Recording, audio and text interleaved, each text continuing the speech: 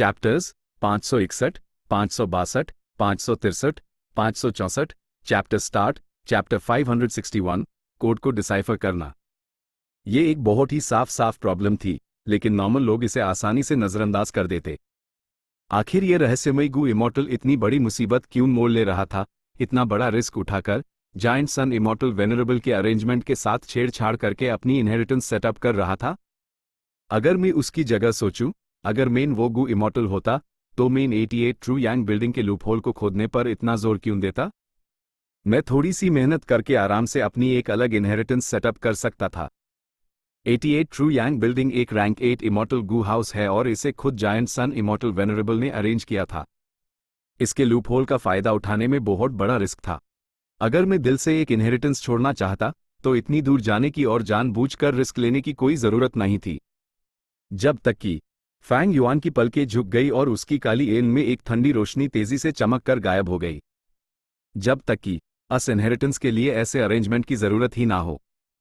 जैसे ही उसने ये सोचा, फैंग युआन के दिमाग में छाया कोहरा जैसे दो बड़े हाथों ने साइड कर दिया हो। इंसान हमेशा किसी ना किसी मकसद से काम करते हैं। सिर्फ एक बहुत बड़ा मकसद हाई एक गू इमॉर्टल को इतना बड़ा रिस्क लेने पर मजबूर कर सकता है। हो सकता है कि इस गू इमॉर्टल को जायंट सन इमॉर्टल वेनरेबल पसंद ना हो या उससे नफरत हो, लेकिन जायंट सन इमॉर्टल वेनरेबल को मारे हुए अनगिनत साल हो चुके थे, तो इस बात की आशंका ना के बराबर थी। अगर इमोशंस को हटा दें तो सिर्फ फायदे की बात बचती है। इस फायदे के लिए वो रहस्यमय गू इमॉर्टल जायंट सन इमॉर्टल वेनरेबल के अरेंजमेंट से पंगा लेने का जानलेवा खतरा उठाने को तैयार था। आखिर वो 88 ट्रू यांग बिल्डिंग का इस्तेमाल करना क्या चाहता था? फैंग युआन ने अनजाने में हाईएस्ट इन्फॉर्मेशन के बारे में सोचा जो लंग या लैंड स्पिरिट ने यूज दी थी। उसने इस इन्फॉर्मेशन को सैकड़ों हजारों बार पढ़ा था। इंपीरियल कोर्ट कॉन्टेस्ट की बड़ी लड़ाई से एक दिन पहले भी वो लगातार इसे पढ़ रहा था। इतनी बार पढ़ने के बाद भी जब भी वो इसे दोबारा पढ़ता या याद करता, उसके मन में तारीफ का एहसास पैदा होता। 88 ट्रू यांग बिल्डिंग वाकई एक बेहतरीन कारीगरी थी। इसका डिजाइन शानदार था। ये एक कल्पना थी जो हकीकत में बदल गई थी। ये एक चमत्कार था। 88 ट्रू यांग बिल्डिंग असल में एक इमॉर्टल गू हाउस था। उस वक्त जायंट सन इमॉर्टल वेनरेबल ने अपने वंशजों के लिए प्लान बनाया और खुद लॉन्ग हेयर एंसेस्टर को ढूंढा, उससे एक ऐसी अनंत इनहेरिटेंस का खजाना बनाने को कहा। जायंट सन इमॉर्टल वेनरेबल की मांग बहुत बड़ी थी और इस वजह से लॉन्ग हेयर एंसेस्टर को अपना दिमाग खापना पड़ा और यूएस स्टैंडर्ड तक पहुंचने के लिए लगभग 100 दिन तक सोचना पड़ा। एक दिन उस अचानक एक आइडिया आया और उसने एक अलग रास्ता अपनाया, एक अनोखा तरीका सोचा। यह इमॉर्टल गू हाउस सच में बहुत बड़ा था। लॉन्ग हेयर एंसेस्टर को आखिरकार दूसरे सबसे अच्छे ऑप्शन से काम चलाना पड़ा और उसने इसे अनगिनत छोटे छोटे टावर्स में बांट दिया। इन छोटे टावर्स की गिनती बेहिसाब थी और ये 10 साल तक जंगली गू वॉर्म्स को अट्रैक्ट करते थे। जैसे ही 10 साल का वक्त खत्म होने वाला होता, ये एक एक करके नीचे डूब जाते, अंदर के जंगली गू की बाली दे देते और साथ ही बाहर की बर्फीली आंधी से रेजोनेट करके एक दिव्या शक्ति बनाते।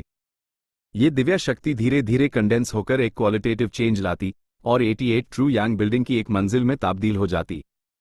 जैसे जैसे मंजिल पर मंजिल बनती, आखिरकार वो पूरी 88 ट्रू यांग बिल्डिंग बन जाती। एक अलग नज़र से देखे तो हर बार जब 88 ट्रू यांग बिल्डिंग बनती, ये एक नए रिफाइनमेंट का प्रोसेस होता था।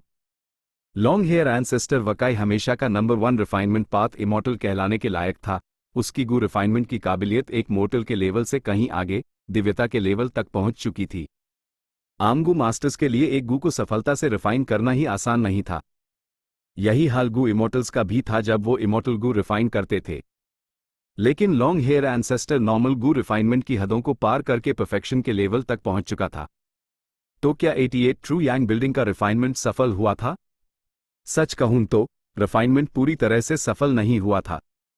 अगर एक आम स्टैंडर्ड लगाया जाता तो सच में पूरी 88 ट्रू यांग बिल्डिंग एक ऐसी टावर होती जो हमेशा के लिए उस ब्लेस्ड लैंड में खड़ी रहती, सेक्रेड पैलेस के ऊपर। लेकिन इस स्टैंडर्ड को पूरा करना बहुत मुश्किल था। जब जायंट सन इमॉर्टल वेनरेबल ने इसका जिक्र किया था, लॉन्ग हेयर एंसेस्टर की भुहें गहरी चिंता से सिकुड़ गई थी और उसने तुरंत कहा था, अगर रिफाइनमेंट सच में सफल हो गया तो यह इमॉर्टल गू हाउस रैंक 9 के लेवल का होगा। रैंक 9 इमॉर्टल गू का क्या मतलब था? लेजेंड्स में मिलने वाले गू जैसे स्ट्रेंथ गू, विजडम गू, फेट गू और बाकी सब रैंक 9 इमॉर्टल गू थे। यह इमॉर्टल गू अनमोल चीजों में भी सबसे अनमोल थे और अब गायब हो चुके थे। उनकी शान सिर्फ लेस देन ग्रेटर देन में ही गाई जाती थी। जैसे रैंक 9 गू इमोर्टल्स जिन्हें वेनरेबल का टाइटल दिया जाता था, इतने लंबे इतिहास में सिर्फ 10 ही ऐसे आए थे। कभी कोई रैंक 9 रेल्म का इमोर्टल गू हाउस नहीं बना था, लेकिन जायंट सन इमोर्टल वेनरेबल ने अपनी रिक्वेस्ट नहीं छोड़ी। लॉन्ग हेयर एंसेस्टर एक इमोर्टल वेनरेबल की ताकत से डरकर सिर्फ रिक्वेस्ट मान सकता था। आखिर में उसने एक ऐसा सॉल्यूशन सोचा जो असल में सॉल्यूशन नहीं था, एक रैंक 9 इमोर्टल गू हाउस जो सिर्फ कुछ देर के लिए एग्जिस्ट कर सकता है बनाने का। इसलिए 88 ट्रू यांग बिल्डिंग आखिर में रैंक 8 रेल्म का बना। जायंट सन इमोर्टल वेनरेबल इससे खुश नहीं था, लेकिन इसे चेक करने के बाद उसका एटीट्यूड बदल गया और उसने तारीफों के पुल बांध दिए। 88 ट्रू यांग बिल्डिंग में हाई एक मोर्टल के गू इमोर्टल बनने का राज छुपा है। उसने ऐसा क्यों कहा? वजह यह थी कि एक मोर्टल को गू इमोर्टल बनने के लिए 3 तत्वों की बाधा पार करनी पड़ती है। स्वर्ग का तत्व, ऊपर आसमान अनंत शक्ति के साथ रहस्यमय और शक्तिशाली। धरती का तत्व, नीचे जमीन गुणवान स्थिर और गहरा। इंसान का तत्व, बीच में इंसान सभी प्राणियों की आत्मा, ऊपर उड़ने के लिए खुद को झोंक देता है। मॉर्टल्स छोटे कीड़ों की तरह थे और सिर्फ आसमान और जमीन से जुड़कर ही वो अपने मोर्टल स्टेट से आज़ाद हो सकते थे और खुद को एक बुनियादी विकास से गुजार सकते थे। और 88 ट्रू यांग बिल्डिंग का फॉर्मेशन इन्हीं 3 तत्वों का इस्तेमाल करता था। इंपीरियल कोर्ट कॉन्टेस्ट इंसान के तत्व को फैलाने के लिए था। 10 साल की बर्फीली आंधी एक क्रूर और बुरा स्वर्ग का तत्व था। छोटे टावर्स का जमीन में डूबना ब्लेस्ड लैंड के धरती के तत्व से उधार लेना था। ये तीनों तत्व मिलकर एक हो जाते हैं और एक मॉर्टल अमर बन जाता है। ये तीनों तत्व मिलकर 88 ट्रू यांग बिल्डिंग बनाते द जो नॉर्दर्न प्लेन्स के रिसोर्सेस को लूटकर हुवांग जिन फैमिली के सुपर ट्राइब्स को जन्म देती थी और जायंट सन इमोर्टल वेनरेबल के प्रभाव को अनगिनत सालों तक अमर रखती थी। एक मिनट रुको, कहीं ऐसा तो नहीं? फैंग युआन का शरीर हल्का सा कांपा और उसकी इल्म में एक तेज रोशनी चमकी। छोटे टावर्स 88 ट्रू यांग बिल्डिंग का हिस्सा हैं। जिस रहस्यमय गू इमोर्टल ने डीक्यू इनहेरिटेंस सेटअप की, उसने इस छोटे टावर को तोड़ दिया और एक छेड़ बना दिया। जब छेड़ बना तो 88 ट्रू यांग बिल्डिंग के रिफाइनमेंट के सिद्धांत के अनुसार एक नया छोटा टावर बनाने के लिए दिव्या शक्ति का एक बैकफ्लो होना चाहिए था। 88 ट्रू यांग बिल्डिंग एक रैंक 8 इमोर्टल गू हाउस था और इसे तोड़ना बहुत मुश्किल था, लेकिन छोटे टावर्स को आसानी से तोड़ा जा सकता था। ये एक गू इमोर्टल और मॉर्टल्स के बीच के फर्क जैसा था। इसलिए जब जायंट सन इमोर्टल वेनरेबल ने इन छोटे टावर्स को ब्लेस्ड लैंड में अरेंज किया, तो उसने इंपीरियल कोर्ट ब्लेस्ड लैंड की ताकत का इस्तेमाल करके उन्हें टाइटली प्रोटेक्ट किया और उन्हें ज्यादातर नुकसान से अलग रखा। Long hair ancestor refinement path में नंबर 1 इमोर्टल था, तो उसने नेचुरली छोटे टावर्स के टूटने की सिचुएशन के बारे में सोचा होगा। इसलिए हर 10 साल में 88 ट्रू यांग बिल्डिंग के में बॉडी के बनने के टाइम कंडेंस हुई दिव्या शक्ति पहले छोटे टावर्स के गैप्स को ठीक करने के लिए फ्लो करती थी और फिर में बॉडी में कंडेंस होती थी। लेकिन डीक्यू इनहेरिटेंस को सेटअप हुए कई साल हो चुके हैं, लेकिन उसके ऊपर का छोटा टावर अभी तक ठीक नहीं हुआ है। ऊपर से इस रहस्यमय गू इमोर्टल ने किसी तरीके से इस गैप को सील कर दिया है और 88 ट्रू यांग बिल्डिंग को धोखा दिया है। मैं समझ गया, उनके ऐसा करने की वजह 88 ट्रू यांग बिल्डिंग बनाने वाली दिव्या शक्ति का फायदा उठाना ही होगा। मिट्टी में रोशनी 1 लाख फीट ऊंची चमके, आसमान में सोली तक तैरे, प्लम की महक वाली बर्फ की तारीफ करे। लगता है ये सीक्रेट फ्रेज गू रिफाइनमेंट का तरीका है। असल में फैंग युआन ने ये पहले भी गैस किया था, लेकिन उसके पास तब कोई पक्का सबूत नहीं था। ए फ्लैट, भले ही ये अभी भी एक गैस था, लेकिन इसे टेस्ट और जांचने के बाद फैंग युआन काफी कॉन्फिडेंट था। गहरी सोच में डूबे हुए वक्त हमेशा तेजी से गुजरता हुआ लगता है। हे लूलन और उसका ग्रुप सुनहरे सफेद टाइगर फैंटम से हार गए और उन्हें टावर से बाहर भेजे दिया गया। किसी का शक ना हो, इसलिए फैंग युआन को टावर से बाहर निकलने के लिए ग्लास ओनर टोकन का इस्तेमाल करना पड़ा। एक ग्रुप अचानक से टावर की पहली मंजिल के एंट्रेंस पर प्रकट हुआ। वो आ गए, लॉर्ड्स लौट आए हैं। अधीनस्थ लॉर्ड ट्राइब लीडर और सभी लॉर्ड्स को प्रणाम करता है। वहां बैठे गार्ड्स, जो ही ट्राइब के सीधे वंशज द, तुरंत आगे बढ़कर उनका स्वागत करने लगे। हे लूलन और ग्रुप सभी थके हारे और परेशान दिख रहे द या खून से लथपथ थे। भले ही वो फेल हो गए थे, उन्होंने काफी प्रोग्रेस और फायदा हासिल किया था क्योंकि वो 10 से ज्यादा राउंड्स तक आगे बढ़ पाए थे। लेकिन इस बार सिचुएशन खास थी। ही लूलन और बाकियों की नजर फैंग युआन पर टिकी थी, जिसमें जांचने, उत्सुकता, शक और तहकीकत का इरादा साफ दिख रहा था। हा, सबने इस अभियान के लिए कड़ी मेहनत की और बहुत योगदान दिया, खास करके वुल्फ किंग, जिसका योगदान इस बार नंबर 1 कहा जा सकता है। वापस जाकर तुरंत एक दावत का इंतजाम करो, हम 3 दिन तक जश्न मनाएंगे। हे लुलैन जोर से हंसा और फैंग युआन के कंधे पर हल्का सा थपथपाया, अपना नजदीकी रिश्ता दिखाते हुए। हाई ग्रेड एवैल्यूएशन ने फैंग युआन की कीमत उसके दिल में एक और लेवल ऊपर कर दी थी। मुझे इस ट्रिप से कुछ सीखने को मिला, मुझे उन्हें कंसोलिडेट करने के लिए क्लोज्ड कल्टीवेशन में जाना होगा। मैं उम्मीद करता हूं कि लॉर्ड हे लुलन मुझे माफ कर देंगे। फैंग युआन हल्का सा मुस्कुराया और सीधे हे लुलन को माना कर दिया। हे लुलन की मुस्कान जम गई, लेकिन अगले ही पाल वापस आ गए और उसने कहा कि कोई प्रॉब्लम नहीं है, एक उदार लीडर का नेचर दिखाते हुए। ए फ्लैट वो अंदर से कितना गुस्सा था या बाकी लोग कितना जल रहे थे, फैंग युआन को कोई परवाह नहीं थी। वो अभी लौट कर दी क्यू इनहेरिटेंस के राज को ध्यान से स्टडी करना चाहता था। 6 दिन बाद फैंग युआन ने खिड़की खोली और सेक्रेट पैलेस को नीचे देखा, उसकी आंखों में खुशी की चमक थी। उसने दी क्यू इनहेरिटेंस के राज को पूरी तरह से सुलझा लिया था। ऐसी पहेलियों के लिए सिर्फ एक सही दिशा की जरूरत होती है और फिर ये सिर्फ वक्त की बात होती है। जैसे फैंग युआन ने पहले गैस किया था, साइफर एक इमॉर्टल गू रिफाइन करने की रेसिपी थी। इनहेरिटेंस सेटअप करने वाले रहस्यमय गू इमॉर्टल ने 88 ट्रू यांग बिल्डिंग के लूपहोल का इस्तेमाल किया, 88 ट्रू यांग बिल्डिंग को बनाने वाली शक्ति से उधार लेकर एक इमॉर्टल गू रिफाइन करने के लिए। जब तक कोई सीक्रेट फ्रेज के शब्दों का पालन करता और गू को स्टेप बाय स्टेप रिफाइन करता, एक मॉर्टल गू मास्टर भी इसे सफलता से रिफाइन कर सकता था। ये इसलिए था क्योंकि इमॉर्टल गू रिफाइनमेंट मॉर्टल गू मास्टर की शक्ति पर निर्भर नहीं था, बल्कि 88 ट्रू यांग बिल्डिंग की ताकत से उधार ले रहा था। लेकिन ये इमॉर्टल गू क्या था, फैंग युआन को नहीं पता था और वो सिर्फ सीक्रेट फ्रेज से अंदाजा लगा सकता था। ये गू इमॉर्टल बहुत हद तक सेंट्रल कॉन्टिनेंट से होगा। गू रिफाइनमेंट का तरीका सेंट्रल कॉन्टिनेंट के स्टाइल से भरा हुआ है। और मेरी पिछली जिंदगी के वीडियो को जोड़कर ये इनहेरिटेंस एक चेन के फॉर्म में होनी चाहिए और जो मुझे मिला वो शायद उसका सिर्फ एक हिस्सा है। फैंग युआन ने अपने दिल में अनुमान लगाया। फैंग युआन की पिछली जिंदगी में सेंट्रल कॉन्टिनेंट के गू इमॉर्टल्स ने 88 ट्रू यांग बिल्डिंग को तोड़ने के लिए इस लूपहोल का इस्तेमाल करने का प्लान बनाया था। उन्होंने इस इनहेरिटेंस के कुछ शुरुआती सुराग जरूर ढूंढे होंगे। ये अजीब नहीं था। कई गू मास्टर्स जब इनहेरिटेंसेस सेटअप करते हैं तो उन्हें स्टेप बाय स्टेप अरेंज करते हैं और एक के बाद एक सुराग छोड़ते जाते हैं। अगर किस्मत वालों में काफी काबिलियत हो तो वो पूरी इनहेरिटेंस हासिल कर सकते हैं। अगर उनकी काबिलियत उतनी ना हो तो वो सिर्फ फायदे का कुछ हिस्सा ही पा सकते हैं। सेंट्रल कॉन्टिनेंट के गू इमॉर्टल्स को इस इनहेरिटेंस के शुरुआती सुराग माइल होंगे और उन्हें सीक्रेट फ्रेज के बाद के हिस्से के बारे में नहीं पता होगा, वरना वो एक इमॉर्टल गू हासिल करने का मौका जरूर नहीं गवाते।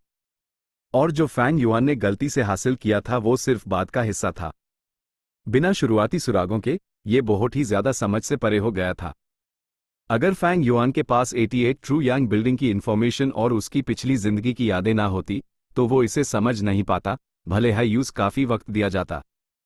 चैप्टर 562 बुजदिल और मौत से डरने की वजह। वैसे यह सेंट्रल कॉन्टिनेंट का गू इमॉर्टल सच में कमाल का है। 88 ट्रू यांग बिल्डिंग के छेड़ को देख लिया और ऐसा आइडिया भी इस्तेमाल किया। साफ है वो भी एक रिफाइनमेंट पाथ मास्टर था। नहीं, इस लेवल तक पहुंचने के लिए उस कम से कम रिफाइनमेंट पाथ में ग्रैंड मास्टर होना चाहिए। उसने असल में एक इमॉर्टल गू को इनहेरिटेंस के तौर पर छोड़ दिया। ये सच में एक अनमोल खजाना है। उसने क्लू को नकली ग्रे व्हाइट स्टोन स्लैब्स में रखा। ऐसी क्रिएटिविटी और इनोवेशन सच में कमाल की थी। पता नहीं वो कैसा उत्तराधिकारी चुनना चाहता था। सीक्रेट फ्रेज की सबसे जरूरी समस्या हल हो गई थी, लेकिन और भी ज्यादा सवाल खड़े हो गए। फैंग युआन ने अपना सिर हिलाया और अपने बिखरे हुए ख्यालों को साफ किया। कुछ भी हो, ये इनहेरिटेंस एक इमॉर्टल गू से जुड़ी है। मुझे पूरी कोशिश करके इसे ट्राई करना होगा। ए फ्लैट जरूरी गू वॉर्म्स को तैयार करने में कम से कम आधा महीना लगेगा। मिट्टी में रोशनी 1 लाख फीट ऊंची चमके, आसमान में सोली तक तैरे, प्लम की महक वाली बर्फ की तारीफ करे। ये 4 लाइंस शायद सिंपल हों, लेकिन फैंग युआन उन्हें अपने रिफाइनमेंट पाथ मास्टर के लेवल के बिना डिसाइफर नहीं कर पाता। फैंग युआन की अभी की समझ के हिसाब से यूज 88 ट्रू यांग बिल्डिंग की शक्ति का इस्तेमाल करके इस रहस्यमय इमॉर्टल गू को रिफाइन करने के लिए 200 से ज्यादा गू वॉर्म्स की जरूरत थी। उनमें से 28 रैंक 4 और रैंक 5 के गू वॉर्म्स थे, और ये नंबर सिर्फ एक बार के इस्तेमाल के लिए काफी था। फैंग युआन को गू रिफाइनमेंट की तैयारी में कम से कम 3 गुना तैयारी करनी पड़ेगी ताकि गू रिफाइनमेंट के प्रोसेस में किसी भी गलती से बचा जा सके जिससे फेलियर हो सकता है। और अगर वो फेल हो गया तो यूज स्पेयर गू वॉर्म्स की जरूरत पड़ेगी। 16 दिन बाद हॉल में ही लू लैन ने ब्लैक टायरेंट का अंदाज पूरी तरह से दिखाया, जोर से चिल्ला रहा था और अपने दिल में भरे गुस्से को बेपरवाह होकर निकाल रहा था। जिन एल्डर्स को ही लू लैन ने डांटा और मारा भी, वो अपना सिर नहीं उठा पा रहे थे और डर के मारे चुप थे। जब से ही लू लैन इंपीरियल कोर्ट ब्लेस्ड लैंड में दाखिल हुआ था, उसका गुस्सा बढ़ता ही जा रहा था। 88 ट्रू यांग बिल्डिंग के खुलने के बाद ये बदलाव और तेज हो गया और उसका गुस्सा एक बारूद के ढेर जैसा हो गया, जरा सी बात पर अपने अधीनस्थों को डांटना और पीटना। आज तक हे ट्राइब के 3 एल्डर्स जिन्हें उसने बुरी तरह पीटा था और वो अभी भी बिस्तर पर पड़े थे। लॉर्ड ट्राइब लीडर, ये हमारी लापरवाही नहीं है, लेकिन ये 78th राउंड सच में बहुत मुश्किल है। सुनहरे सफेद टाइगर फैंटम गार्डियन बहुत ताकतवर है और यूएसएमई एक डेसोलेट बीस्ट की 30% ताकत है। हम अपने नश्वर शरीरों से चाहे कितनी भी कोशिश करें, हम सिर्फ उस परेशान कर सकते हैं और उस भारी नुकसान पहुंचाने का कोई रास्ता नहीं है। ऊपर से अगर सुनहरा सफेद टाइगर हमले पर उतर आया तो हमारे गू मास्टर्स उसका सामना नहीं कर पाएंगे। हे पेई, एल्डर्स के हेड ने ही लू लैन के गुस्से के ठंडा होने का इंतजार किया और फिर सावधानी से बोला। हे लू लैन ने उसकी तरफ देखा और गाली दी, तुम्हारी बातें बकवास हैं। सुनहरे सफेद टाइगर फैंटम की हमला करने की शक्ति शायद मजबूत हो, लेकिन जब तक हम सब एकजुट होकर बलिदानों की परवाह ना करें, हम यूज टाइम लिमिट से पहले जरूर हरा सकते हैं। तुम सब लोग मुश्किलों से डरते हो, मेरी ही ट्राइब की बहादुरी की इज्जत मिट्टी में मिला रहे हो। एल्डर्स दांत खाने के बाद अपने सिर झुका लिए, कुछ भी कहने की हिम्मत नहीं हुई। हे लू लैन की बातें असल में बेमतलब नहीं थी। ये पहली बार नहीं था कि वो सुनहरे सफेद टाइगर फैंटम से निपट रहे थे। अगर वो सच में बलिदानों की परवाह ना करते और लोग बाली का बकरा बनने को तैयार होते और दूसरों को मौका देने के लिए लड़ते, भले ही उनकी अपनी जान सुनहरे सफेद टाइगर फैंटम के पंजों के नीचे चली जाए, तो हे ट्राइब का हमला भले ही कमजोर था, वक्त के साथ जमा होता और हाथी को काटने वाली चींटियों के झुंड जैसा हो सकता था, आखिरकार सुनहरे सफेद टाइगर फैंटम को हरा देता। लेकिन सच्चाई ये थी कि जब सुनहरे सफेद टाइगर फैंटम ने हमला किया, हर कोई अपनी जान के लिए डर रहा था और आगे बढ़ने से घबरा रहा था, जिसके कारण हे लू लैन की 88 ट्रू यांग बिल्डिंग में प्रगति इस राउंड पर रुक गई और आगे नहीं बढ़ पा रहा था। हे लू लैन की चीखें हॉल में गूंजती रही। अभी किसी में हिम्मत नहीं थी कि वो इस गुस्से में भरे ब्लैक टायरेंट से पंगा ले जो अपने ही कबीले वालों को नहीं छोड़ रहा था। एक बार और गुस्सा निकालने के बाद ही लू लैन एक उदास चेहरे के साथ मेन सीट पर बैठ गया। उसका दिल दबे हुए गुस्से से भरा हुआ था, खास करके जब वो इन चुप एल्डर्स को देखता तो यूज GHN आती थी। गुस्से के अलावा उस लाचारी महसूस हुई। इंपीरियल कोर्ट कॉन्टेस्ट के दौरान ये ही ट्राइब के एल्डर्स बहादुरी से लड़ा दी और उनमें कोई डर नहीं था, लेकिन इस जगह वो अपनी सुरक्षा के लिए चिंतित उनकी हिम्मत कहाँ चली गई? असल में ही लू लैन समझता था, इंपीरियल कोर्ट कॉन्टेस्ट के दौरान इनाम और सजा खुलेआम दी जाती थी। लोग पहले आने के लिए लड़ते, शोहरत और दौलत के लिए मुकाबला करते, ताकतवर बनने और जिंदा रहने के लिए। लेकिन 88 ट्रू यांग बिल्डिंग में स्टेजेस पार करने के इनाम ट्राइब लीडर को मिलेंगे, जिसके कारण सबके पास राउंड्स पार करने के लिए बहुत कम मोटिवेशन था। सबसे जरूरी वजह यह थी कि वो पहले हाई इंपीरियल कोर्ट कॉन्टेस्ट जीत चुके थे और उनके जिंदा रहने पर अब कोई खतरा नहीं था, और सेक्रेट पैलेस के बाहर भी कई इनहेरिटेंसेस थे। जब तक वो इस दौर में जिंदा रहते, इंपीरियल कोर्ट ब्लेस्ड लैंड से बाहर निकलने पर उनका भविष्य और भी उज्जवल होना तय था। सिर्फ बेवकूफ़ी अपनी जान गंवाने और किसी और की मदद के लिए बाली का बकरा बनने जैसा काम करते। हे ट्राइब के एल्डर्स सभी बहुत चालाक थे। अपनी जान बचाना सबसे जरूरी था, और उसके अलावा अगर ही लू लैन उन्हें डांटता और पीटता भी तो क्या हुआ? भले ही लू लैन उन्हें बुरी तरह घायल कर दे और उन्हें बिस्तर पर पड़ना पड़े, ये मरने के मुकबल कुछ भी नहीं था। हे लू लैन एल्डर्स के विचारों से वाकिफ था। भले ही मैं एक रैंक 5 एक्सपर्ट हूं, मैं उनकी मर्जी को कंट्रोल नहीं कर सकता। एक बार एकता खत्म हो जाए तो कबीले के मजबूत होने पर भी यूज लीड करना आसान नहीं होगा। खैर छोड़ो, हे लू लैन ने अंदर ही अंदर आ भरी और बोला, अगर ऐसा है तो मैं सिर्फ 88 ट्रू यांग बिल्डिंग को खोल सकता हूं और सबकी ताकत इकट्ठा करके राउंड्स पार कर सकता हूं। बाहर से मदद मांगने के लिए गेस्ट टोकन्स की जरूरत थी, लेकिन अभी हे ट्राइब के अलावा इंपीरियल कोर्ट ब्लेस्ड लैंड में ये लुई ट्राइब, मा ट्राइब और दूसरे हुआंग जिन ट्राइब्स भी थे। कोई भी सोच सकता था कि जैसे ही लू लैन उनके लिए 88 ट्रू यांग बिल्डिंग खोलेगा, ये लोग जरूर पागलों की तरह आगे बढ़ेंगे। इससे वो बाली के बकरे बन सकते थे। हे लूलैन की बातें सुनकर एल्डर्स ने इशारों में एक दूसरे से बात की।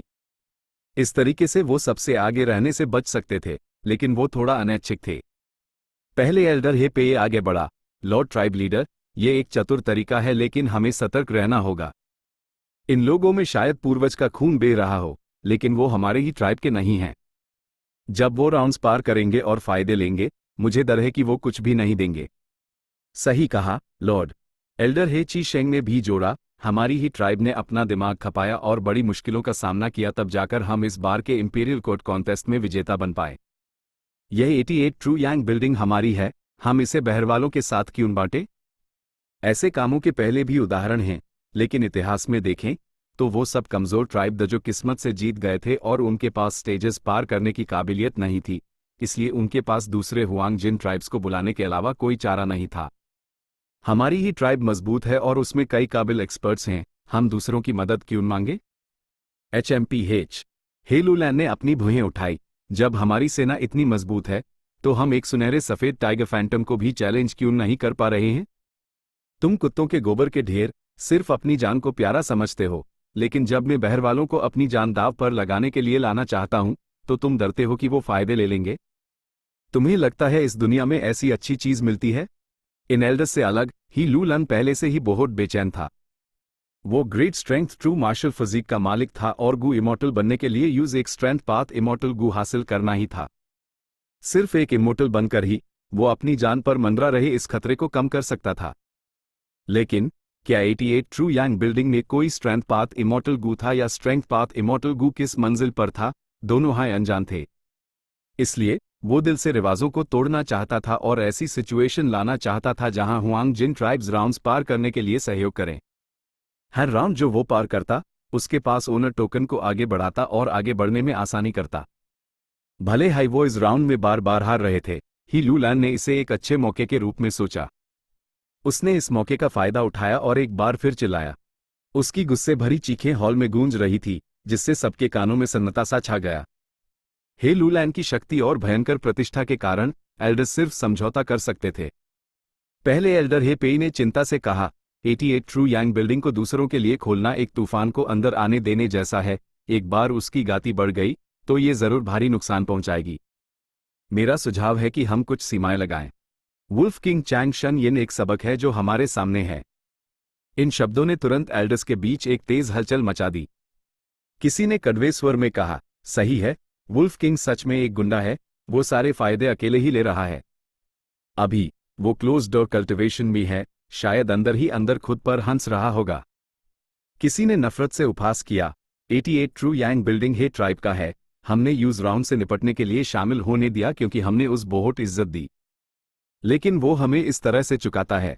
HMPH क्या बकवास नॉर्दर्न प्लेन्स का हीरो, वो तो बस एक एहसान फरामोश चोर है। किसी ने ठंडी और उदास नजर से कहा, मेरी राय में जब हम इस बार 88 ट्रू यांग बिल्डिंग खोलें, हमें चांग शन यिन को अंदर नहीं लाना चाहिए। इससे उसे एक सबक मिलेगा। हे लूलैन ने ठंडा सा HMPH किया, वो नेचुरली फैंग युआन के बर्ताव से बहुत नाखुश था। अगर कोई और होता तो वो पहले हाई एक्शन ले चुका होता, लेकिन चांग शन यिन कोई मामूली किरदार नहीं था। इंपीरियल कोर्ट कॉन्टेस्ट की निर्णायक लड़ाई में उसका अंदाज अभी भी ही लूलन के दिमाग में गहराई से बैठा हुआ था। अगर वो कहता कि उस डर नहीं है तो वो झूठ बोल रहा होगा, लेकिन खुलेआम चांग शन यिन को बाहर करना भी ठीक नहीं था। इससे न सिर्फ उसकी सोच छोटी लगेगी, अगर वुल्फ किंग अफेंड हो गया, भले ही चांग शन यिन कोई हरकत ना करे, उसके पास अभी भी अजूर वुल्फ ग्रुप था। पहले एल्डर हे पे, जब तुमने इसका जिक्र किया है तो चलो सुनते हैं, हे लूलैन ने कहा। हे पे हल्का सा मुस्कुराया और कॉन्फिडेंस से बोला, कल से 88 ट्रू यांग बिल्डिंग को बाहर के लोगों के लिए खोलने में कोई प्रॉब्लम नहीं है, लेकिन बिल्डिंग में एंटर करने से पहले चाहे कोई भी हो, उन्हें एक फी देनी होगी। हर दिन सिर्फ 800 लोगों का कोटा होगा और एंट्रेंस फी एंट्रेंस के ऑर्डर के हिसाब से बढ़ती जाएगी। साथ ही उन्हें पॉइजन वागू का इस्तेमाल करना होगा और अपने सारे फायदों का 50% हे ट्राइब को देने पर राजी होना होगा। वो रुका और फिर बोला, और जो बहरवाले टावर में एंटर करना चाहते हैं, उन्हें हमारे गेस्ट टोकन्स खरीदने के लिए एक भारी कीमत चुकानी होगी। वहां मौजूद हर एल्डर की तुरंत चमक उठी और उन्होंने इस सुझाव की तारीफ की। हे लूलैन ने एक बार सब पर नजर डाली और फिर अपनी कुर्सी पर पीछे टिक गया। धीरे से अपनी एंड बैंड करते हुए। ठीक है, ये काम वैसा ही होगा जैसा ही पेई कहता है। हे पेई खुश हो गया, लॉर्ड ट्राइब लीडर बुद्धिमान और शक्तिशाली हैं, आपकी तारीफ के लिए शुक्रिया लॉर्ड ट्राइब लीडर। 88 ट्रू यांग बिल्डिंग के बाहर के लोगों के लिए खुलने की खबर फैल गई और सेक्रेट पैलेस में तुरंत एक बड़ी सनसनी मचा दी। अनगिनत लोग रजिस्ट्रेशन की जगह पर दौड़ पड़े। एक तरफ लोग ही ट्राइब के लोगों को उनकी बेरामी के लिए कोस रहे थे कि वो इतनी भारी फी मांग रहे हैं, जबकि दूसरी तरफ लोग दिल खोलकर पैसे दे रहे थे और एंटर करने के कोड के लिए दूसरों से लड़ भी रहे थे। फैंग युआन ने बेपरवाही से देखा, लेकिन वो अंदर से खुश था। अभी दी क्यू इनहेरिटेंस को हासिल करना उसके लिए सबसे जरूरी था। भले ही लोलन खुद उस बुलाता, वो बहुत ज्यादा इच्छुक नहीं होता। जबकि बाकी लोगों का ध्यान अब 88 ट्रू यांग बिल्डिंग पर था, ये उसके लिए इनहेरिटेंस पर हाथ साफ करने का बिल्कुल सही टाइम था। चैप्टर 563 तीन इनहेरिटेंसेस की प्रकृति। इंपीरियल कोर्ट ब्लेस्ड लैंड का रात का आसमान चांदी की रोशनी से ढाका हुआ था, रेशम या कोहरे की तरह। ये जमीन पर एक विशाल पर्दे की तरह चमक रहा था। अजूर वुल्व्स का एक झुंड आसमान में आजादी से दौड़ रहा था, हवा में पक्षियों का पीछा कर रहा था या जमीन पर जानवरों का शिकार कर रहा था। वो खाने के लिए शिकार नहीं कर रहे थे, ये सिर्फ मनोरंजन था। फैंग युआन दी क्यू के ऊपर खड़ा था, धीरे धीरे अपनी आंखें खोल रहा था। इन दिनों उसने न सिर्फ गू रिफाइनमेंट की तैयारी की, बल्कि उसने अपने भेड़ियों के झुंड को भी बढ़ाया था। सिर्फ अजूर वुल्फ ग्रुप हाई नहीं, जमीन पर रहने वाले आम भेड़िए, जिसमें turtle back wolf, water wolf, night wolf आदि शामिल द उनकी संख्या 2 लाख तक पहुंच गई थी। भेड़ियों का झुंड पहले से ही सोली के दायरे में फैल गया है, ये डराने का एक अच्छा तरीका हो सकता है। इसके अलावा आसमान में अजूर वुल्फ ग्रुप पहले से हाई वुल्फ किंग का प्रतीक बन गया है। ज्यादातर गू मास्टर्स भेड़ियों को देखकर समझ जाएंगे कि चांग शन यिन यहां शिकार कर रहा है, इसलिए वो रास्ता बदलना चुनेंगे। अगर वो रास्ता नहीं बदलते, इसका मतलब था कि उनके इरादे नेक नहीं थे।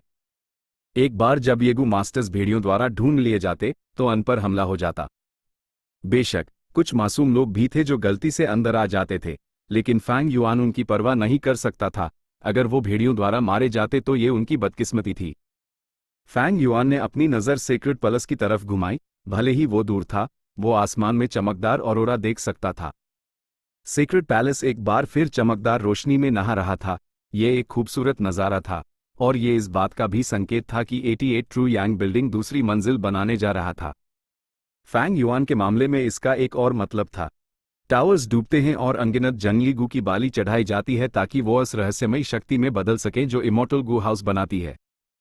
ये ऑरोरा ऐसी शक्ति का जमाव था, और ये पहले ही एक गुणात्मक परिवर्तन तक पहुंचने की स्थिति में था।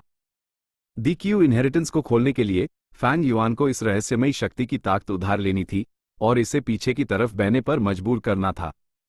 स्टेजेस को पार करने के लिए ही लूलैन ने जानबूझकर 88 ट्रू यांग बिल्डिंग को आम लोगों के लिए खोल दिया, जिससे हर कोई उत्साहित हो गया और सभी गू मास्टर्स जोश में आ गए।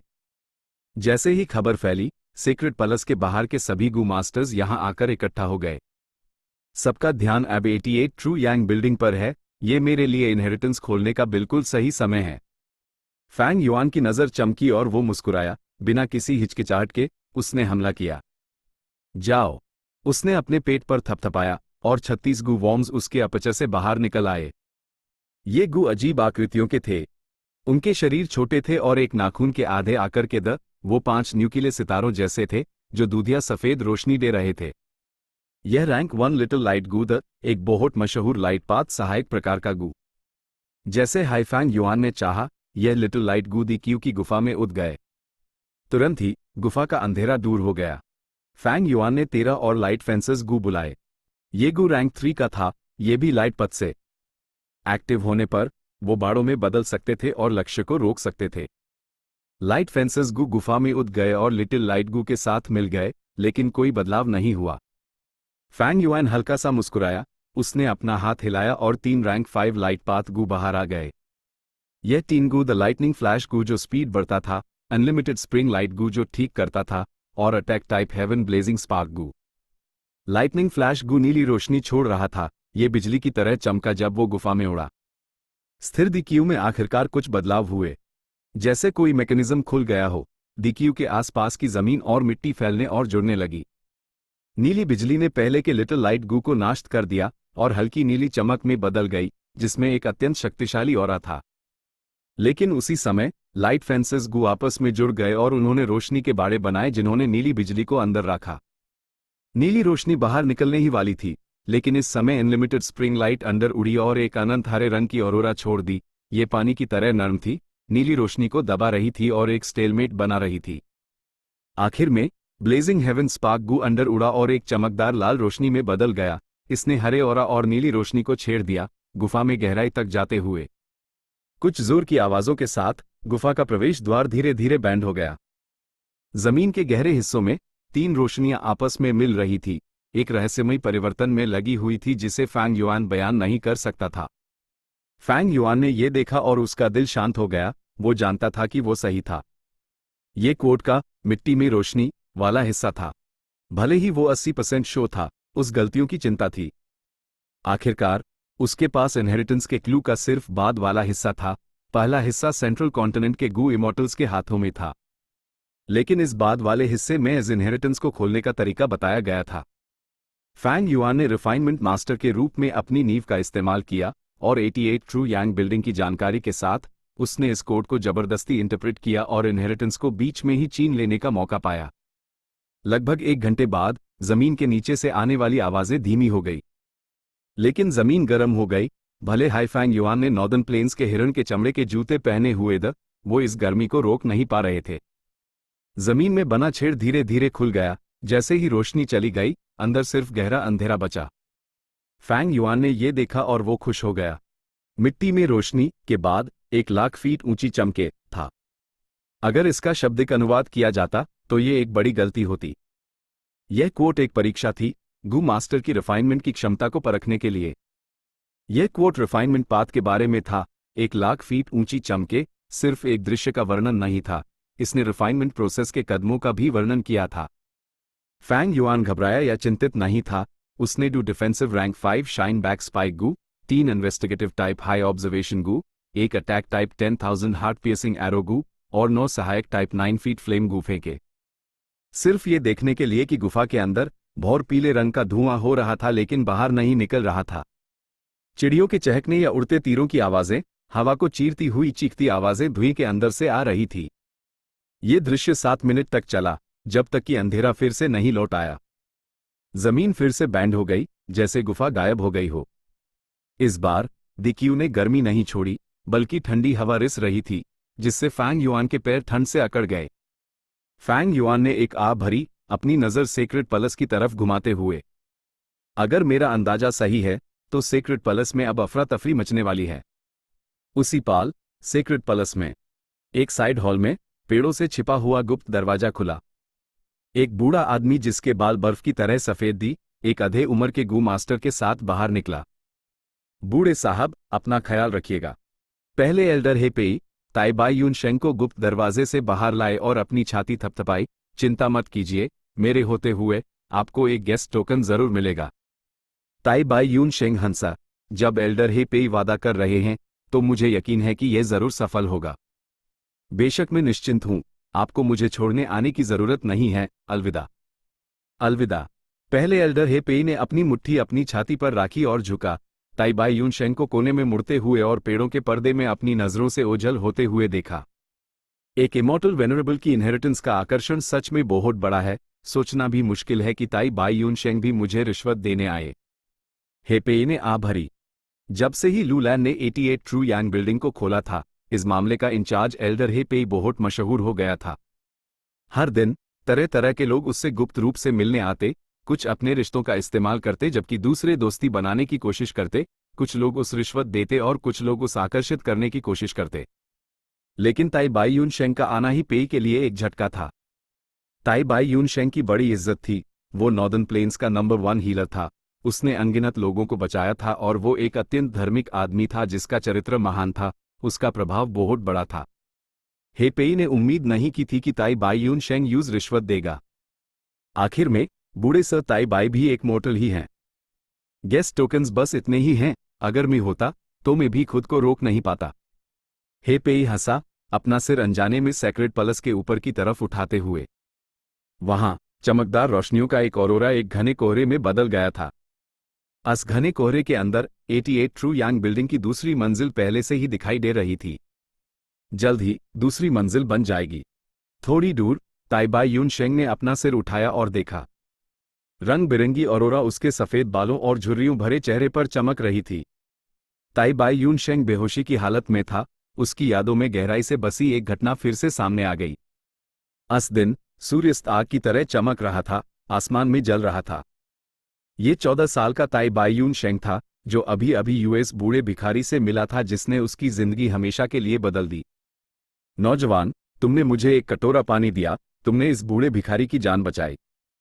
तुम्हें क्या चाहिए, बोलो, मैं तुम्हारी इच्छा पूरी करने की पूरी कोशिश करूंगा। बूढ़े भिखारी के बाल बिखरे हुए, बैंगनी लाल रंग के वो कभी कभी थोड़ा पागल हो जाता था तो कभी बेहोश। लेकिन जब वो होश में होता, उसकी निगाहें समुंदर की तरह गहरी होती, उससे एक ऐसा प्रभाव निकलता जो किसी के दिमाग में छाप जाए। मैं एक गू मास्टर बनना चाहता हूं, जवान ताई बाई यून शेंग ने कहा। तुम किस तरह का गू मास्टर बनना चाहते हो? ही, मेरे पास 3 पूरी इनहेरिटेंसेस हैं। पहली तुम्हें आग में नहाने और आग पर चलने देगी, मोर्टल से आगे निकलने देगी। दूसरी तुम्हें हवा और वायु को नियंत्रित करने देगी, दुनिया में आजादी से घूमने देगी। तीसरी तुम्हें जीवन और मृत्यु से परे ले जाएगी, जिससे तुम दुनिया के लोगों की मदद कर सकोगे। बूढ़ा भिखारी हंसा और उसके सड़े हुए पीले दांत दिखाई दिए। जवान ताई बाई यून शेंग ने माथे पर बाल डाले और सोचा, फिर तीसरी इनहेरिटेंस चुन ली। जैसे ही वो अपने ख्यालों से बाहर आया, अपनी यादों की गलियों से लौटकर, ताई बाई यून शेंग कड़वाहट से हंसा, बड़बड़ाते हुए, आखिर में, मैं एक ऐसा इंसान हूं जो मरने से डरता है। जब वो जवान था, उसके मन में ऐसी भावनाएं नहीं थी, बल्कि वो मौत के कई दृश्य देखकर उदासीन हो गया था। जब ताई बाई यून शेंग बूढ़ा हुआ, उसका स्वस्थ शरीर धीरे धीरे कमजोर और निर्बल हो गया। वो अपनी जवानी के दिनों को याद करने लगा। अक्सर लोगों के विचार उनकी परिस्थितियों के साथ बदल जाते हैं। धरती पर कोई जीवन और मृत्यु की सीमाओं को पार नहीं कर सकता, उनके पास इसे स्वीकार करने के अलावा कोई चारा नहीं होता। लेकिन यहां, जब तक उम्मीद की एक किरण हो, वो संघर्ष और लड़ाई करेंगे। सिर्फ जब वो ऐसी स्थिति का सामना करता, जब ताई बाई यून शेंग मौत के करीब और करीब आता गया, तब इस महान भय का एहसास हुआ। इसी वजह से उसने चुपके से कई राउंड्स तक देखा और इंतजार किया, फिर स्थिति को साफ साफ समझकर इस इंपीरियल कोर्ट कॉन्टेस्ट में भाग लेने और इंपीरियल कोर्ट ब्लेस्ड लैंड में प्रवेश करने का फैसला किया। अगर मेन 88 ट्रू यांग बिल्डिंग से लाइफ स्पैन गू हासिल कर सका, तो मैं अपनी उम्र बढ़ा सकूंगा। भले हाई लाइफ स्पैन गू ढूंढना मुश्किल है और खरीदना या बेचना और भी मुश्किल, मुझे यकीन है कि 88 ट्रू यांग बिल्डिंग के अंदर कुछ जरूर होंगे। अगर आखिर में मैं एक लाइफ स्पैन गू हासिल नहीं कर पाया, तो मैं सिर्फ गू इमॉर्टल रेल्म में जाने की कोशिश कर सकता हूं। ताई बाई यून शेंग ने अपने दिल में अनुमान लगाया। बूढ़े भिखारी ने जो इनहेरिटेंस यूज दी थी वो शानदार थी। ये एक पूरी इनहेरिटेंस थी जो किसी को रैंक 6 गू इमॉर्टल रेल्म तक कल्टिवेट करने देती थी। इनहेरिटेंस में साफ साफ बताया गया था कि एक मोर्टल गू इमॉर्टल रेल्म में कैसे जा सकता है। इसलिए ताई बाई यून शेंग को उन खतरों के बारे में पूरी तरह से पता था जो यूज गू इमॉर्टल रेल्म तक पहुंचने के लिए उठाने पड़ेंगे। गू इमॉर्टल रेल्म में आगे बढ़ने के लिए स्वर्ग, धरती और इंसान के तत्वों को इकट्ठा और मिलाना होता था। अगर तीनों में से कोई भी पहलू कमजोर होता, तो वो मर जाते और उनकी आत्मा नाश हो जाती। अगर वो लाचार ना होता, तो ताई बाई यून शेंग गू इमॉर्टल रेल्म में नहीं जाना चाहता था, क्योंकि भले ही वो गू इमॉर्टल रेल्म में पहुंच जाता, इससे उसकी उम्र नहीं बढ़ सकती थी। लेकिन ताई बाई यून शेंग की इनहेरिटेंस में उसके लिए उम्मीद बची थी। लेकिन इस उम्मीद को पाना बहुत मुश्किल था। यूज गू इमॉर्टल रेल्म में आगे बढ़ने में सफल होना था ताकि कोई संभावना हो। इन सालों में ताई बाई यून शेंग लाइफ स्पैन गू ढूंढ रहा था, लेकिन लाइफ स्पैन गू स्वर्ग और धरती से बनते उन्हें आसानी से ढूंढा नहीं जा सकता था और पकड़ना भी मुश्किल था। ताई बाई यून शेंग को कोई प्रगति नहीं मिली। 88 ट्रू यांग बिल्डिंग के अंदर लाइफ स्पैन गू जरूर होने चाहिए, मैं वहां जरूर लाइफ स्पैन गू ढूंढ लूंगा। ताई बाई यून शेंग ने 88 ट्रू यांग बिल्डिंग की आकृति को देखा और खुद को हिम्मत दी। लेकिन अगले हाई पल उसकी पुतलियां फैल गई जब उसने एक अविश्वसनीय दृश्य देखा। चैप्टर 564, दिव्या शक्ति के बैकफ्लो से सेक्रेड पैलेस में हड़कंप। पूरा सेक्रेड पैलेस झटके और दर में डूब गया। थोड़ी देर बाद अचानक एक बड़ा हंगामा शुरू हो गया। ये हो क्या रहा है बीसी? क्या हुआ? ये ऑरोरा क्यों सिकुड़ रही है? एक ऐसा मंजर जो पहले कभी नहीं हुआ था, सबकी नजरों के सामने हो रहा था। दूसरी मंजिल जो धीरे धीरे बन रही थी, वो धीरे धीरे धुंधली हो रही थी। घनी ऑरोरा की बड़ी मात्रा एक दिखने वाली गाती से कम हो रही थी और हल्की हो रही थी। क्या हुआ? हेलुलैन की भौहें गुस्से से सिकुड़ गई जब उसने एल्डर हेपेई का कॉलर अपनी मोटी बांह से पकड़ा और अपनी तरफ खींचा। उसका चेहरा बिगड़ा हुआ था और उसकी ऊँगली गुस्से से फटी हुई थी जब वो चिल्लाया, जांच करो इसकी। मुझे जानना है कि आखिर हुआ क्या है। हेलुलन के पास 10 एक्सट्रीम फिजिक्स में से एक था, great strength true martial physique. सिर्फ एक इमोर्टल बनकर ही वो मौत के दबाव से बच सकता था। लेकिन 10 एक्सट्रीम फिजिक्स को इमोर्टल बनने के लिए उन्हें संबंधित इमोर्टल गू की मदद की जरूरत होती थी। हेलुलन ने अपनी उम्मीदें 88 ट्रू यांग बिल्डिंग पर टिकी थी ताकि इमोर्टल बनने की चाबी ढूंढ सके। एक स्ट्रेंथ पाथ इमोर्टल गू, तो वो 88 ट्रू यांग बिल्डिंग के साथ कोई हादसा कैसे होने दे सकता था? एल्डर हेपेई का शरीर डर से कांप रहा था। हेलुलन ने यूज जानकारी निकलने को कहा, लेकिन वो तो सिर्फ एक मोर्टल था। वो कैसे जांच कर सकता था? वो क्या जांच सकता था? रोने जैसी आवाज में उसने जवाब दिया, ये अधीनस्थ नहीं जानता। इतिहास में ऐसा होने का कोई रिकॉर्ड नहीं है। ये हल्की हो रही है और भी हल्की हो रही है। किसी ने 88 ट्रू यांग बिल्डिंग की तरफ इशारा करते हुए चिल्लाया। अरोरा छोटी हो गई और घनी रोशनी फीकी पड़ गई। कई गू मास्टर्स हैरान होकर ऊपर देख रहे थे। घबराहट तेजी से हर जगह फैल रही थी। क्या 88 ट्रू यांग बिल्डिंग डैमेज हो गया है? ये तो हमारे इमोर्टल वेनरेबल पूर्वज ने खुद अरेंज किया था। कहीं ऐसा तो नहीं कि 88 ट्रू यांग बिल्डिंग भी समय की नदी के बहाव का मुकाबला नहीं कर सकता? कुछ के चेहरे पीले पड़ गए थे जबकि कईयों ने अपने सिर पकड़ लिए। उनकी निगाहें डर से भरी हुई थी। वो सब अफरा तफरी में हैं। दूर से फैंग युआन ने एक अजीब नजर से देखा और उसके चेहरे पर एक ठंडी मुस्कान थी। भले ही वो दूर था, सेक्रेट पैलेस में घबराहट भरी चीखें अभी भी उसके कानों तक पहुंच रही थी। इस डर के पीछे के मुजरिम ने सेक्रेट पैलेस पर एक नजर डाली और फिर नीचे दी क्यू गुफा को देखा।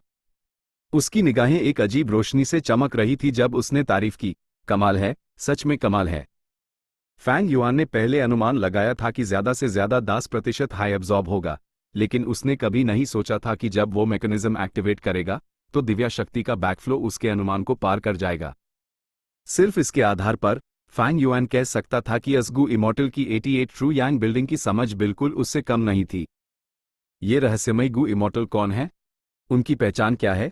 मुझे एक अनोखा मौका मिला, पुनर्जन्म का फायदा और लन या लैंड स्पिरिट से पहली हाथ की जानकारी भी।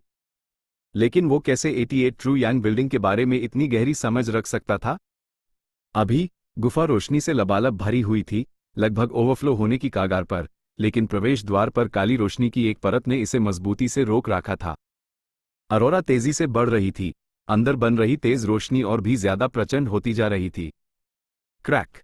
88 ट्रू यांग बिल्डिंग की पहली मंजिल पर दरारें आने लगी।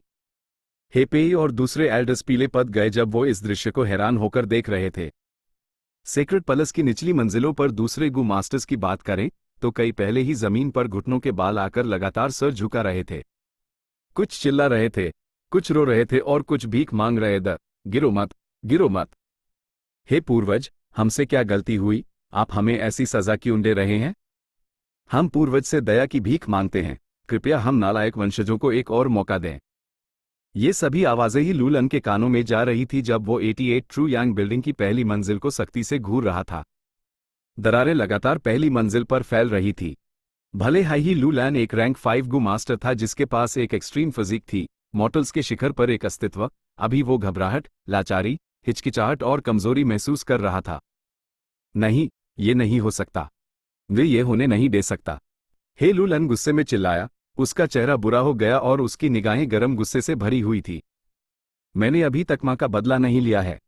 मेरा बदला, मेरा स्ट्रेंथ पाथ इमोर्टल गू। वो अपने दिल में चीखा। रुम्बो!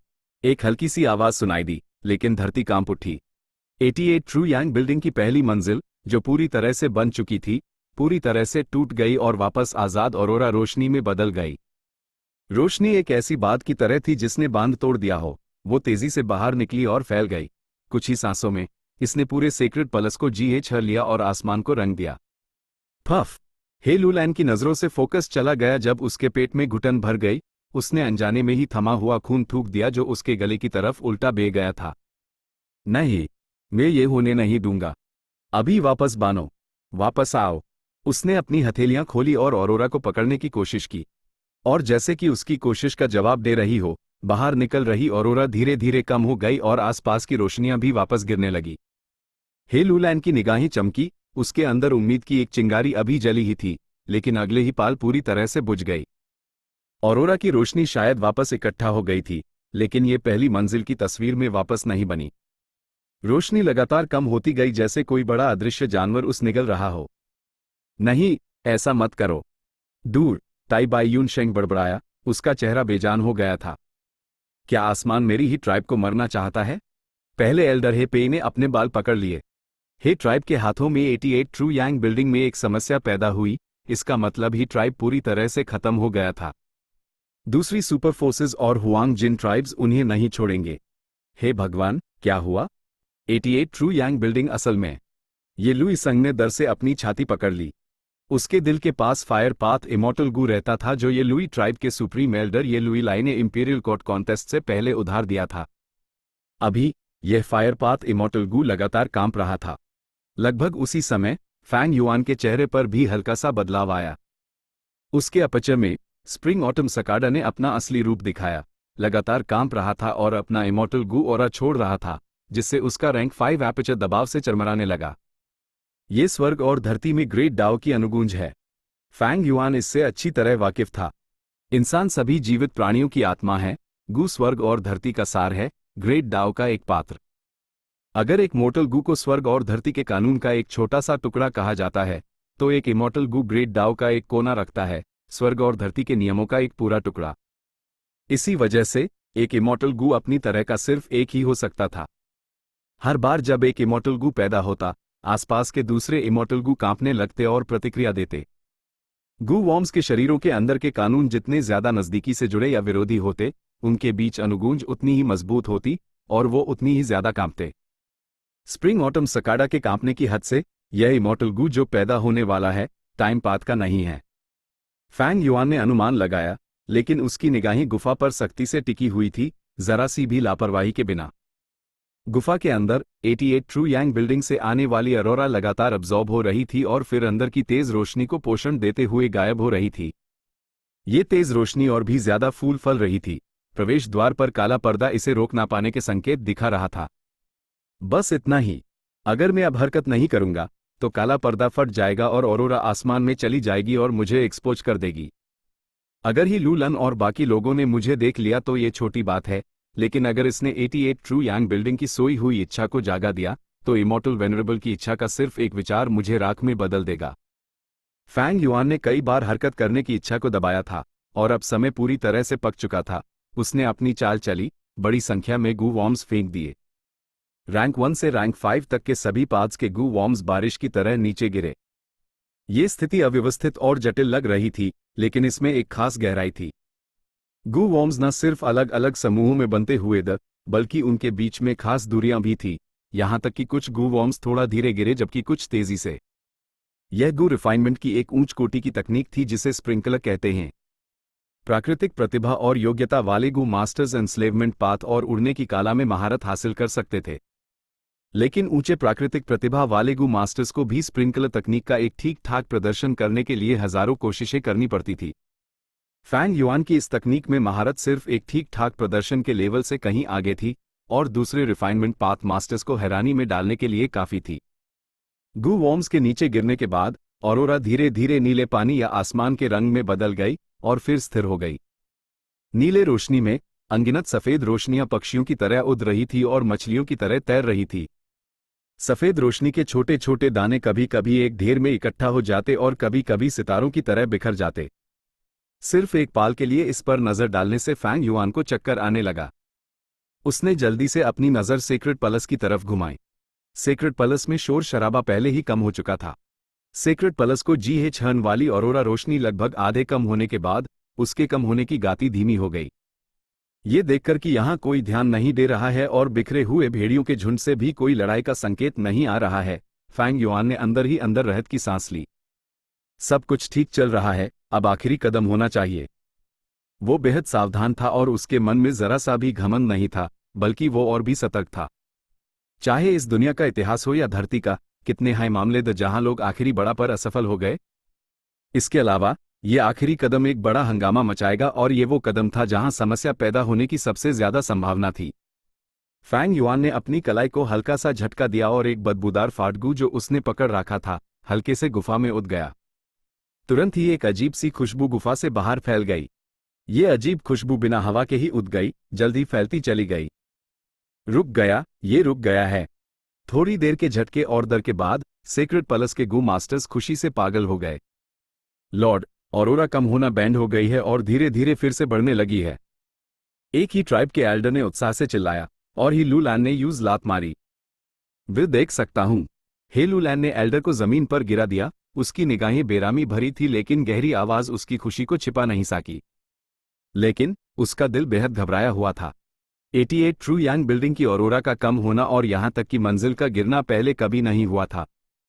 आखिर हुआ क्या था? हे लूलैन का दिमाग शंकाओं से भरा हुआ था।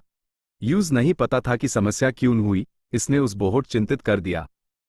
जिस चीज ने ही लूलन को और भी लाचार और गुस्सा दिलाया वो ये थी कि 88 ट्रू यांग बिल्डिंग एक इमॉर्टल वेनरेबल का काम था। भले ही मुझे पता हो कि समस्या कहाँ है, मैं शायद अपनी काबिलियत से यूज हाल नहीं कर पाऊंगा। अगर उस पता चलता कि ये सब फैंग युआन ने अकेले किया है तो वो शायद अपनी जान जोखिम में डाल देता और इमोर्टल गू डार्क लिमिट द्वारा लगाए गए सील को तोड़ देता ताकि अपनी जान फैंग युआन के खिलाफ दाव पर लगा सके। Chapter and.